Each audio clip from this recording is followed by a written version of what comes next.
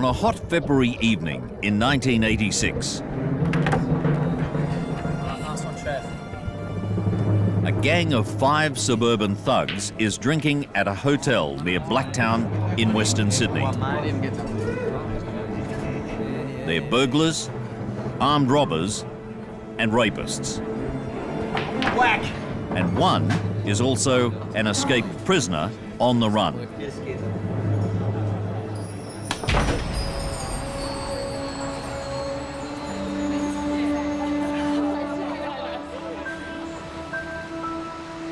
At the same time, 40 kilometres away, in what might as well be another world, Anita Cobby, a 26-year-old nurse and former charity beauty queen, is having dinner at a city restaurant with 2 of her workmates.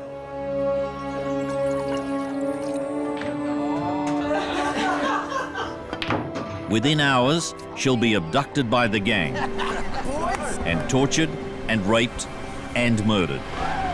Go, go. Let's get a voice. Australia's most notorious criminal family.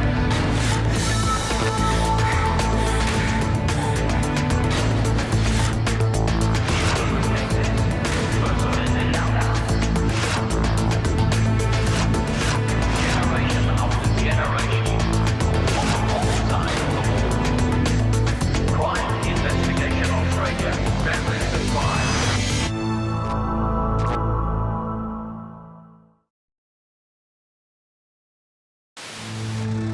News of the arrest spread quickly and a large angry crowd had already gathered by the time the 3 men were brought to court.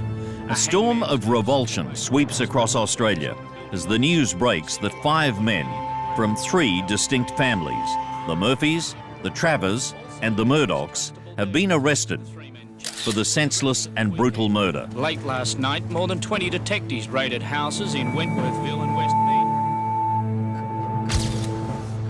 The oldest in the gang that kills Anita Cobby is Michael Murphy, who's born in 1953 to Dulcie and Leslie Murphy.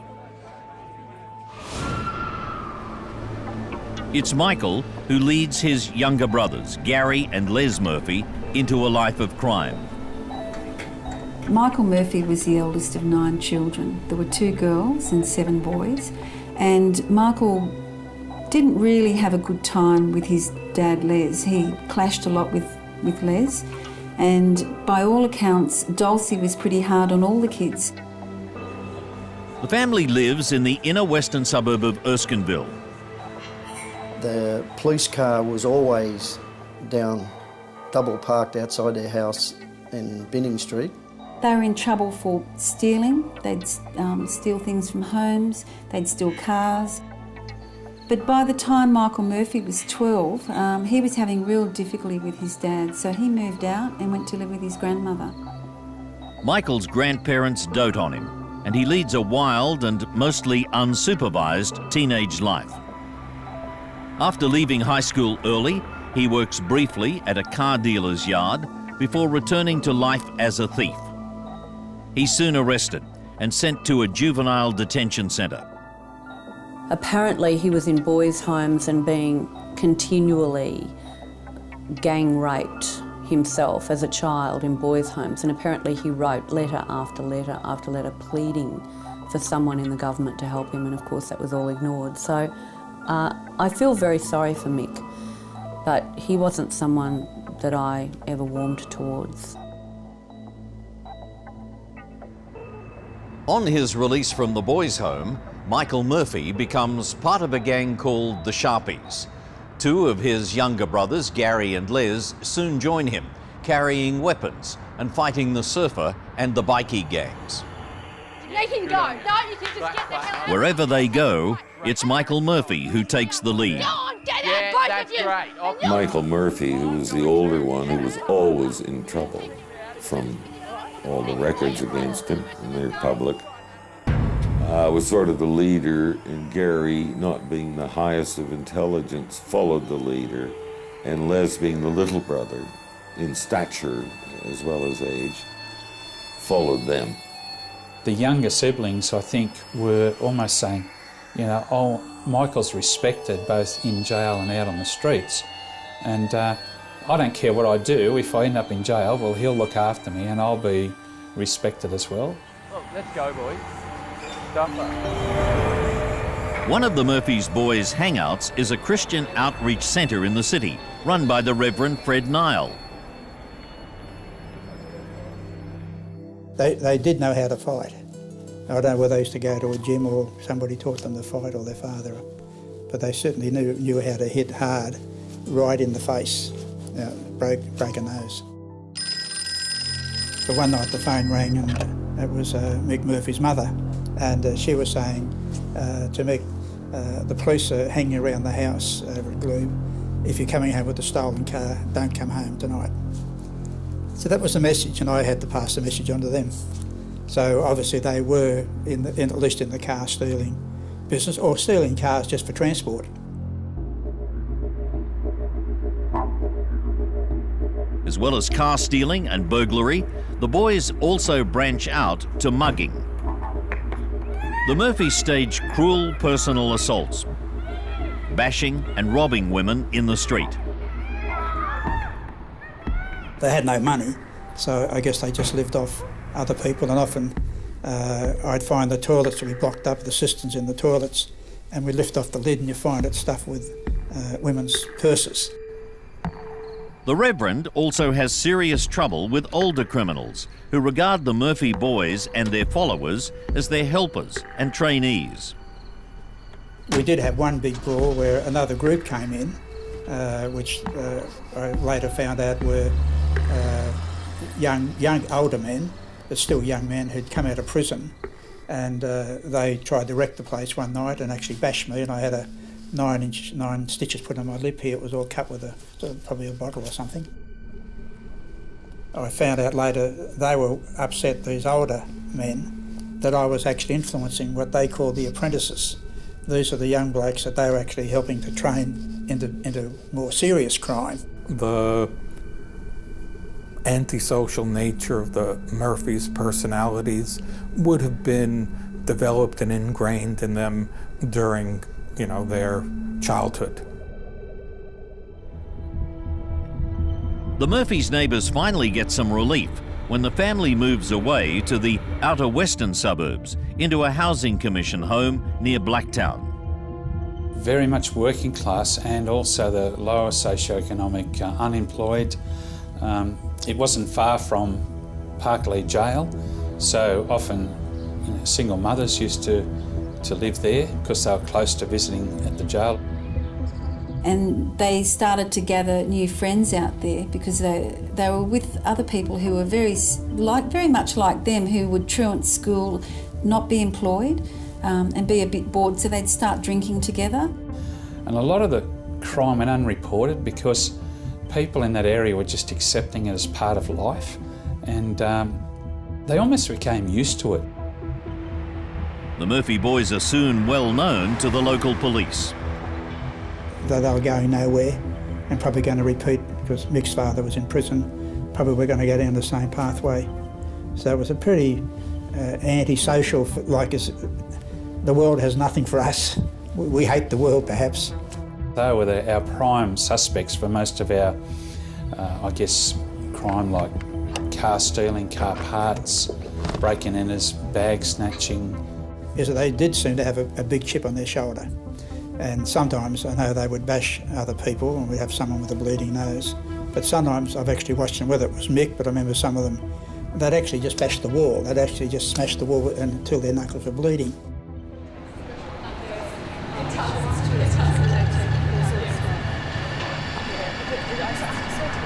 After finishing their shifts at Sydney Hospital, nurse Anita Cobby and 2 of her workmates have enjoyed a night out at a city restaurant. Had a great time, 3 of us, just talking, making plans, generally being 3 young women, giggling, all that kind of stuff. And then we left. It wasn't a late night. We said goodbye to Elaine, and I asked Anita if she wanted to lift to the station, and I drove her to the station. Okay, thank you. She said, I'll see you tomorrow. I said, yeah, see you then. And that was the last words we spoke. It was a train trip Anita had taken all her life, but this one would be the last.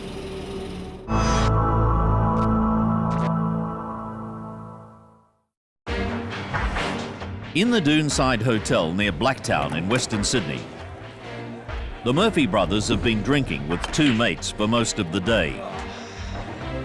Michael Murphy has escaped from Silverwater Prison, where he's been serving an 8-year sentence for burglary and larceny. It's his second lengthy prison sentence, and at 29, he's spent most of his life in custody.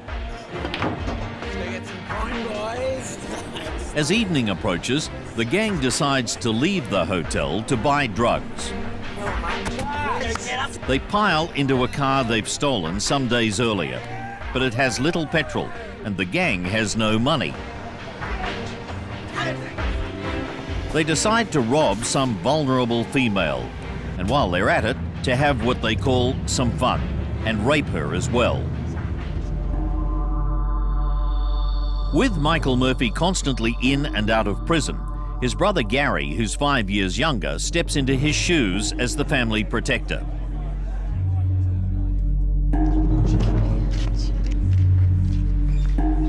A congenital heart defect and a speech impediment, he's the quietest of the wild Murphy boys.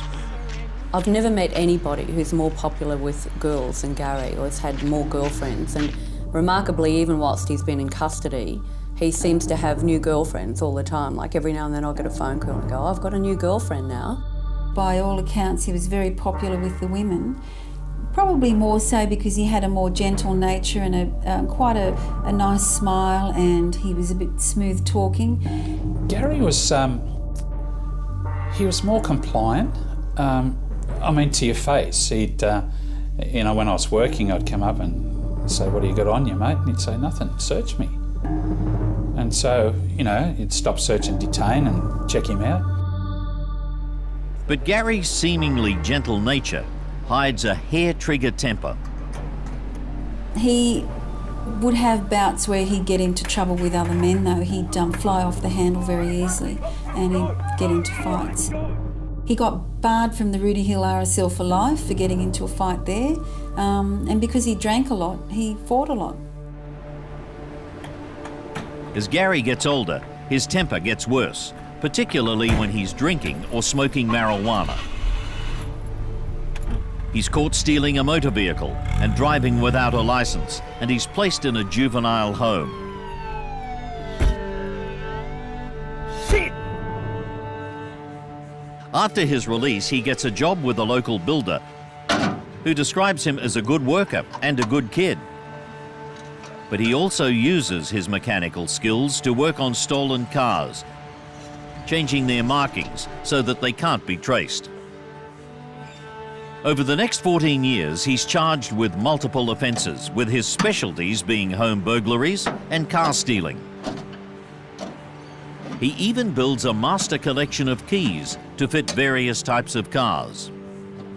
One night I was on jetty and I stopped a young bloke, and there was a wire ring with about, it must have been 60, 70, I think, keys. And I noticed, I had a look at them, they were all car keys, like Holden keys. And I said, oh, what do you got with these for, mate? And he said, oh, I'm holding them for one of the Murphy boys. When the younger Murphy brothers get into violent street fights, it's Gary who'd come to their rescue. Neighbours also tell of regular outbreaks of violence inside the Murphy home. They would hear noises coming from the house and violence, but often they'd call the police there. But when the police went there, it was, which you see quite often, sadly, in domestic violence, where they clump together and actually the offender lies and the victim lies because they don't want police intervention. They didn't have what you'd call a super upbringing. The father, I think, was quite violent to them. No education, on the drugs, on the booze, roaming around, petty larceny. Doesn't excuse anything, but there it is. Incredibly poor, very uneducated, very violent, I think, home lives. And really, nobody was terribly bright. I'd see Mrs. Murphy and And she often expressed her inability to control them. But at the same time, I heard on the streets that she was advising them not to steal cars, although she did say that, don't steal cars, but in fact never get caught. So there was a philosophy in the family by Mrs. Murphy, I can't stop them, Mr. Raymond, but I don't want them to get caught and end up in jail. The brothers appear regularly in court, charged with various stealing offences, and they're mostly given small fines and good behaviour bonds. And often they didn't care about getting caught, but they knew that the threats they gave to the witnesses or victims, that they wouldn't be indicted, that we couldn't charge them. The third Murphy brother, Les, is best described as a tough little nut who becomes a thief at the age of 10. But soon afterwards, he discovers that he can make a lucrative income by selling his body in the evil world of underage prostitution. Les Murphy was the smallest of the Murphy brothers and quite a different sort of fellow to the other brothers. He had a real hard edge to him and he was quite intimidating. He would argue a lot, even with his brothers. Les begins to hang out in an underground bar in King's Cross where young male prostitutes meet their clients. And he was known to be the frequent companion of quite a few well-known Sydney figures. He also works the streets, being picked up by men at night at the notorious High Stone Wall behind the New South Wales Supreme Court on Darlinghurst Road. That famous wall by the very courts in which they were tried. Yeah, he was a young, underage male prostitute. And he would be on the wall. At the age of 19, Les is charged with 2 counts of rape and he's sentenced to 3 years in an adult prison. The older man who emerges is much tougher and more violent. He'd say, what have you got on you, mate? He'd say, who wants to know?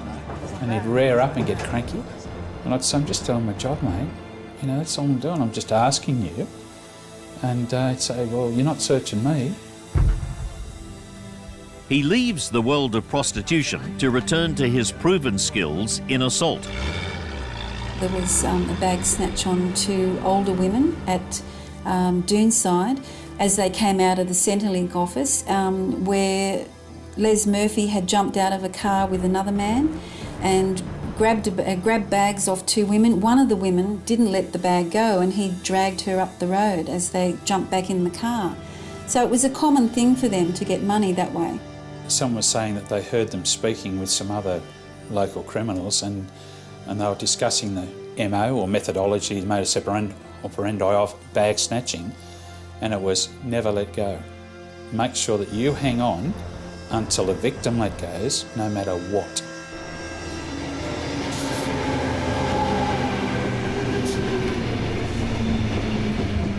Nurse Anita Cobby has caught a late train home to the outer western suburbs of Sydney. She steps off the train at around 10 p.m. and finds there are no cabs at the station rank. Anita tries to call her parents from a public phone, as this is the era before mobiles, but all the phones have been vandalised. She decides to make the half-hour walk home. It's a warm summer's night, and this is Anita's home turf, the streets where she grew up, and she has no reason to feel that she's in any danger. This one's Vicky.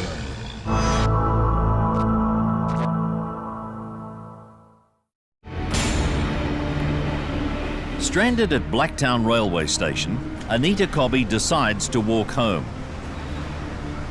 A couple of blocks away from the station, she turns into Newton Road.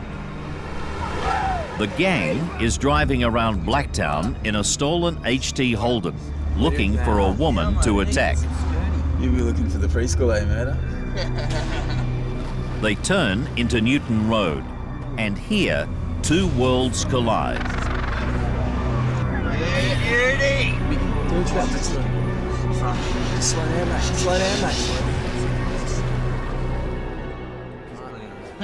When Les Murphy is released from prison, he takes up a life of violent robbery, attacking women, stealing their bags. He moves in with girlfriend Lisa Travers, the sister of a young criminal named John Travers, the man who will lead the gang attack on Anita Cobby.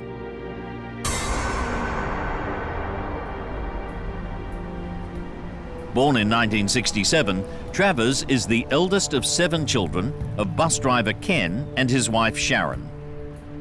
He has a miserable childhood. His mother suffers from both physical illness and depression. She was such a large woman that she would just sit in the house most of the time. And when she did go out, it became difficult for her to walk and breathe and do normal things like shopping and accompany her children to school. His father apparently was incredibly violent to him, from what I understand. Anytime John showed any tenderness towards his sister, his father would bash him with a steel pipe, you know, as a child. That's what I'm told. So he said on more than one occasion his father would choke him until he fell unconscious. So you can understand that he was exposed to a violent sort of environment from a very early age. You almost always find in cases like his that the familial environment does not provide a normal socializing atmosphere in which a proper personality can evolve and develop. Travis is still a boy when he begins stealing cars to go joyriding and get away from his violent and squalid home life. He spends much of his time committing petty crime, usually with an accomplice, his best friend, Mick Murdoch, who's quieter and much less volatile than Travers. The two have been mates for as long as they can remember, growing up in the same suburb of Doonside and wagging school together. Michael Murdoch came from a single-parent family, and his mum was a pretty quiet sort of person, although when she first found out that her son Michael was smoking when he was 13, he was smoking marijuana with John Travers, she ended up calling the police. She rang Sharon Travers and told her that they were smoking and she was going to dob them into the police to teach them a lesson. So their first conviction came at the age of 13 for smoking marijuana. So how much do you reckon you got for that stereo we did last week? $20. $20. Mick idolises Travers, getting similar tattoos and body piercing, and joining him in getting drunk, taking drugs, and breaking into houses and stealing cars. You know anyone that's not home? It's holidays. No one's home. They were inseparable. They did everything together, and while they had other friends in a wider circle, John Travers and Michael Murdoch were always together, and many of them did think they were twins because they had the same haircuts. They were quite lean in the face, about the same height. Many thought that they were homosexual lovers. They both denied that, although when they were arrested they were found in bed together naked, still denying that they were gay. Murdoch was a quiet sort of fellow, much quieter than John Travers. He had a cold side to him, but probably not as cunning and as sadistic as John Travers. With a true psychopath, there is no emotional attachment to others. They are completely egocentric. The only thing that matters is their needs, their desires. Everyone else are just objects for their self-gratification, objects to be manipulated and exploited. And Murdoch would have clearly fallen into that category. While Travers is displaying psychopathic tendencies, Mick is exhibiting some feelings and emotions. Murdoch is more someone who, due to a lack of familial attachment, has sought out his emotional needs elsewhere. And he found it in his childhood associate Travers. The two are barely in their teens when they make a pact to be blood brothers, promising to be loyal until death.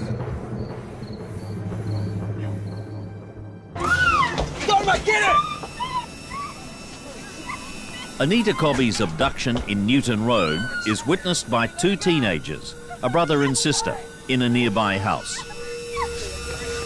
It's all right. Get it! You got it! You got it! The boy runs out to try to help, but just as he gets to the car, it speeds away. They were driving around the car after they got her, and they stripped her off pretty well straight away in the back of the car. They'd punched her. Her nose was broken. Both the cheekbones had abrasions on them. Someone holds a knife at her throat, tells her to be quiet, punches her, lays her down on the floor behind the front seats, and someone fills up with petrol. They go to a handbag. They took the money out of her purse. Shut up.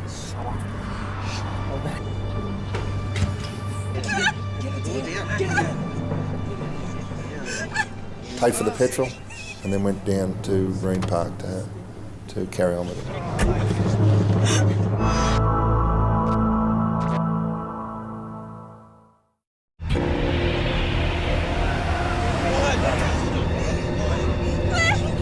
Sunday, the 2nd of February, 1986. 26-year-old nurse Anita Cobby has been abducted by a gang of thugs. She's bashed and raped in the back seat of a car as the gang heads for a deserted back road in nearby farmland. Two teenagers have witnessed the abduction and report the incident to their older brother when he arrives home moments later. Dragged her in the car and they drove off up the road that way.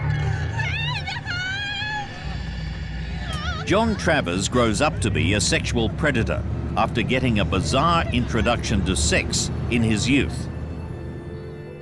He was encouraged by his father to take girls under the house so that his father could sneak and secretively watch what went on. So he would have a very distorted concept of morality. Travers is expelled from high school after exposing himself to a teacher. Soon afterwards, his father leaves home, and Travers begins to steal poultry from neighbours to feed his siblings. At other times, he sits on the back porch shooting birds, which he then plucks and cooks for the family's dinner. It's at this time that he develops a new and sadistic streak. The psychologist's report says that he was certainly interested in witchcraft, and he was cruel to animals, and this was probably or possibly born out of his difficulties that he had with his father. Neighbours told me, and there was evidence presented to the court, that he would be unkind to birds. He would throw stones at them, then stun them, and then catch them and kill them slowly. Mick Murdoch's mother, Rose, strongly disapproves of her son's friendship with Travers and even moves to another suburb trying to separate them. Give it to the slut, she loves it. But Mick stays close to his mate, and they spend their days around a suburban pool hall where they pick up young girls, many of whom are subjected to sexual attacks. Yeah, Johnny Roy. Wrecked a man. They begin to prowl the local railway stations looking for girls to rape, with Travers always the leader of the pack. They're actually forced down, usually in premises and sometimes in public parks, forced down and their clothes taken off them, particularly underwear, and then, viciously raped, And with assaults too. But again, with the threats, you tell anyone about this and I'll kill you. He also goes out hunting for men that he suspects of being homosexual and then raping them. Travers' sexual drive was simply nothing to do with love or romance, or it was just simply sexual gratification. Just a few minutes, gratified, no matter, from what we hear, no matter who it was or what it was, he just wanted that sexual gratification and couldn't care less about the object of that gratification, whether it was anybody, human, animal, or whatever. A psychopath like Travers doesn't see human sexuality in the normal way that people do. He doesn't see it as a form of emotional and physical interaction and attachment with others. He sees sex as something that he can use to demonstrate his dominance of people. He sees it as something that he can use to exploit others.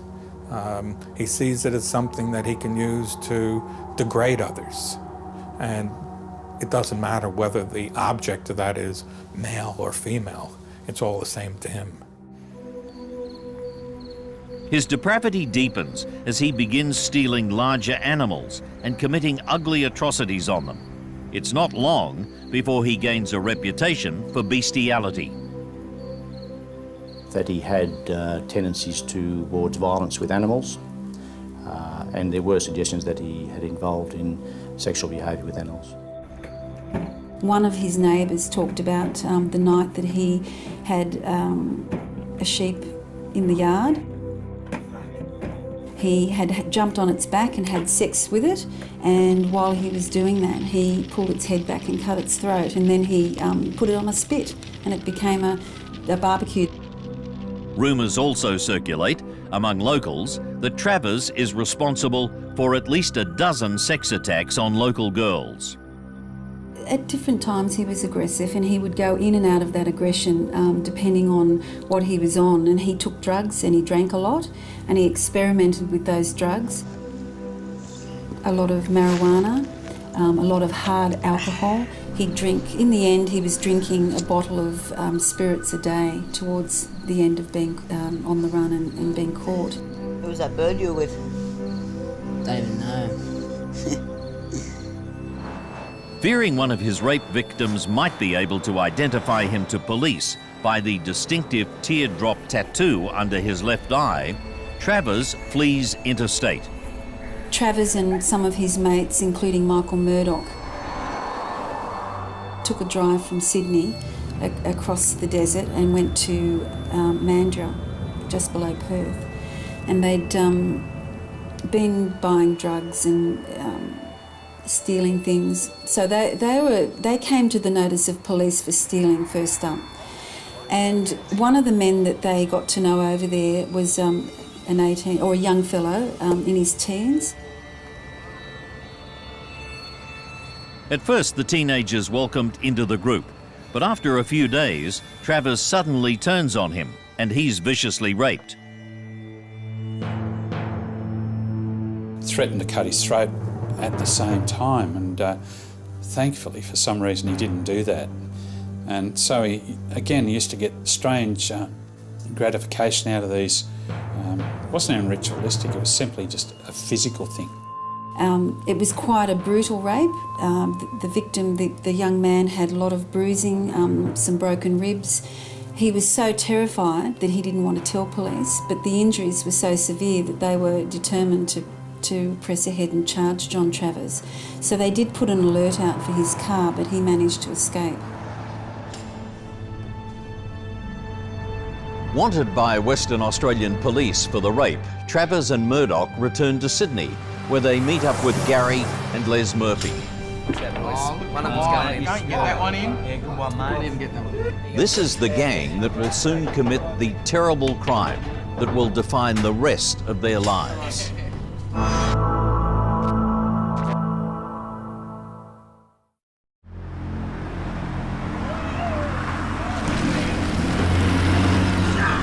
Anita Cobby is bashed and raped in the back seat of the gang's stolen car as they drive her to Reen Road at Prospect, near Blacktown, in Sydney's western suburbs.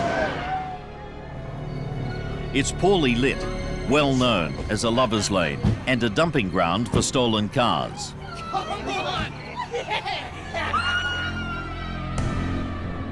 I think by the time she got down there, one if not two, they probably already had sex with her in the car.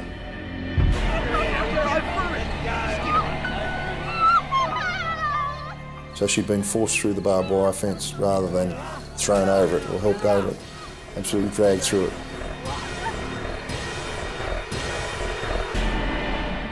And as I said, she had defensive wounds where she tried to stop doing what they were doing with the knife. She grabbed the knife and they pulled it out of her hands.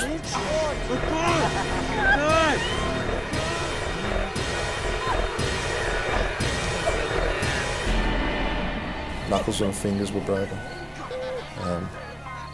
They'd had sex with her.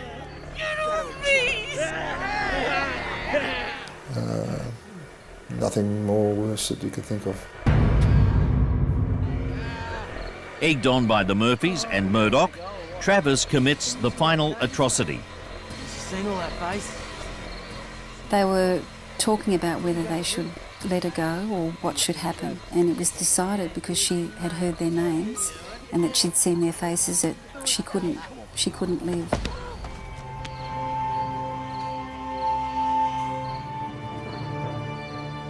She was lying face down at that point, and John Travers jumped on her back and grabbed her by the back of the hair.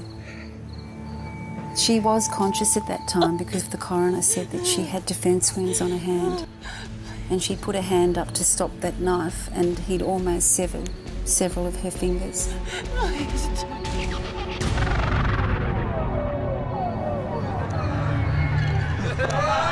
Leaving her naked body lying in the field, the 5 killers take Anita's clothes to Travis's home and burn them in the backyard.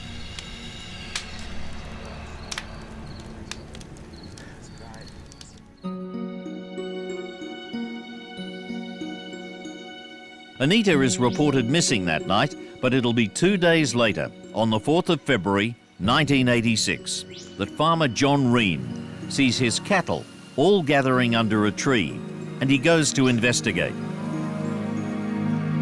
I just couldn't believe it was a human there laying in the paddock. I thought it was, a doll or something at first. The horrified farmer calls police, who quickly descend on the scene, followed soon afterwards by media helicopters. She had suffered a cut throat and lacerations to her naked body, consistent with falling on a barbed wire fence. As barbaric details become known, the murder makes international news.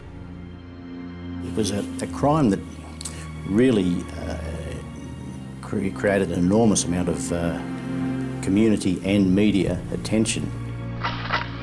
A massive reward of $100,000 is offered for information, and gradually public assistance puts both Travers and the Murphys among the chief suspects. The stolen car proves to be the key. Well, someone came forward and gave us a report that they had information that the Murphy brothers and Murdoch had been seen in a car of that type. There were other people that just came forward and gave information about John Travers and others. And eventually we got information from another person in relation to the car. They put us onto the car and those that had possibly stolen the car, and it was the car they were looking for. The first of the 3 men charged was arrested late last night, more than 20... Detectives arrest Les Murphy, and soon afterwards they locate Travers and Murdoch naked in bed together at a house in a neighbouring suburb. A large blood-stained knife is found hidden under the mattress. John, tell me more about the knife. When Travers is interviewed, he denies any involvement, but his crude denial only makes detectives more certain of his guilt. You didn't kill Anita Cobby with it? I didn't slit that slut's throat. The real breakthrough comes when a female acquaintance of Travers, later to be known as Miss X, comes forward with shocking information about him. And he had a habit of confiding in her about a number of his escapades, including his behaviour towards women, violent behaviour, and she was able to give us a profile, if you like, of Travers' activities and his attitude towards women, which involved a high degree of violence. Shut up. Shut up. Included in the information Miss X gives police are details of the brutal rape Travers committed in Western Australia. She tells them about how proud he was as he told her the whole gruesome story, and it was then she realised he was completely out of control. Miss X agrees to secretly record conversations with him in which he reveals the shocking truth. And Miss X went down to the cells, wired up. She was shaking. She was terrified. During that conversation, he confessed to the kidnapping and murder of Anita Cobby. What you're about to hear is the actual voice of John Travers, coldly admitting to raping and murdering Anita Cobby. You'll also hear the actual words used by Miss X. To protect her identity, her voice has been substituted by an actress. John, come close. Why'd you have to stop her? She saw your faces. She got your names. And you knew? The other said you had to do it. Who said it had to be done? You? You all agreed? That's not your thing, John, is it? You haven't done it before, have you? Truthfully, that's the first. Don't laugh, it's not funny, John.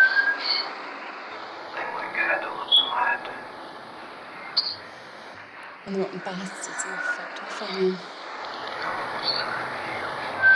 I do, John. I still love you. She was an amazing lady and she stood very strong in court. She never wavered from her story. She wanted to give that evidence because she knew that if she didn't, John Travers would commit another crime like that again. A massive manhunt is launched for the other two Murphy brothers, Michael and Gary. And they're eventually arrested in a house at Glenfield in southwestern Sydney.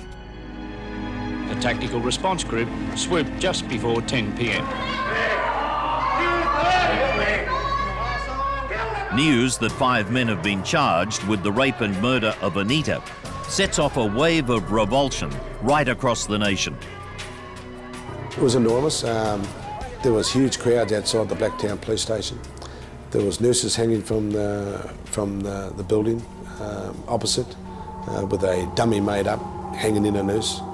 There was no doubt if the public had had the opportunity to get their hands on these offenders, we wouldn't have seen them again. Let the public fix them! The intensity of the public reaction terrifies other members of the families. Another of the Murphy boys, Bernie, a petty offender on the run from police, told newsmen he feared for his life. That's pretty scary, you know, just seeing that, you know, and especially for my brothers, it must have been hard for them. I'm scared. I'm just scared to go to jail because I think what's been said may happen, and I mean, like, I don't want it to happen to me. I think the elements that angered the public the most were that an innocent woman had been attacked by 5 men, 3 of them from the one family. The gang of 5 really consisted of three close-knit brothers and two friends who were also mates. But on the night of the kidnapping, they operated as one unit. There's no doubt about that. The brief, routine appearance was marked by more tight security. By now, the crowd had grown larger and more hostile.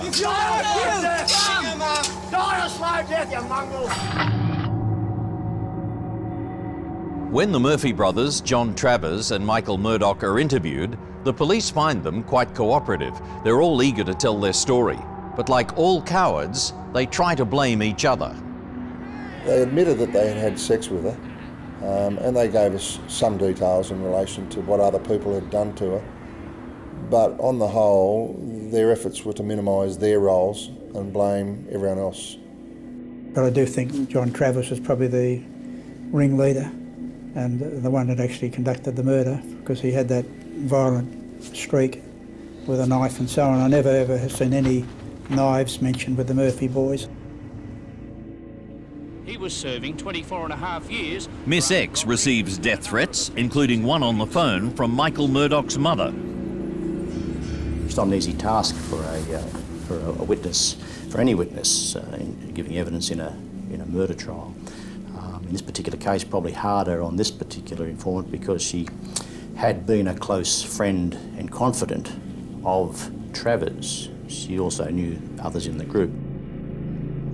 Travers' fury is obvious as she steps up to give evidence at the coronial inquest. He did try and make a grab for her, and which was quite a surprise. No one was expecting it, although he was being watched quite closely. And he did threaten her. I'll kill you! Get off him! Get off him! Get off him! Threatened her family, and he did try and attack her. And she was very frightened, but she did stand her ground and she kept giving her evidence. Miss X has her identity changed, and she and her family are moved to a new secret location. The 5 men stand trial in the New South Wales Supreme Court some 13 months after Anita's murder. John Travers, knowing the evidence against him is overwhelming, suddenly changes his plea to guilty. The trial of the other 4 lasts 2 months, and the defendants shock Australia with their callous attitude, laughing and sniggering in the dock as the gruesome details of Anita's murder are described to the jury. Their demeanour in court was probably one of smugness, I suppose. The boys were giggling and smirking and carrying on. They certainly didn't take the court proceedings seriously all the time, because they did joke and talk amongst themselves. Yes, and there were times that there were some glaring advances towards us, the investigators, and towards the crowd or towards the prosecutors. Michael Murdoch probably was the one who seemed to show a little bit more remorse than the others. I can say from sitting in that court, from the period it started to the period it finished, I don't believe they showed any remorse whatsoever for the crime that they committed. The jury finds all 4 men guilty, and they're sentenced to life in prison. When we got out of the court after they'd all been remanded for sentence, we walked out. I recall a bus driver, and there was a classic photo in the paper of a bus driver doing a little jig along the streets out the front, throwing his hat in the air, yelling out, "They're guilty, they're guilty."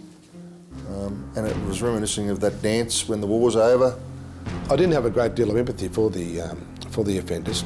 It was a classical, needless crime. I did go into the jail to see the Murphy brothers, and I saw Michael Murphy and Les Murphy and Gary Murphy. I found them all to be very, very different in their personalities and their demeanour. Les Murphy was intimidating. The manner that he spoke was one of anger and aggression and violence. Michael Murphy and Gary Murphy were a little more subdued, and they were quite remorseful at times about the crime and their involvement in it, but I felt that both of them believed that they shouldn't have been committed of the crime. Many psychiatrists have tried to explain how these men could lose all respect for their fellow human beings, how they could callously ignore pleas for mercy and take such pleasure from human suffering, while others with equally miserable childhoods do not turn out to be torturers and rapists and killers. Travers and 2 other prisoners tried to escape through a van. No, I don't think someone like a Travers could be rehabilitated in our current state of knowledge, and therefore, I think his file was annotated never to be released, and I would suggest that's probably appropriate in his case.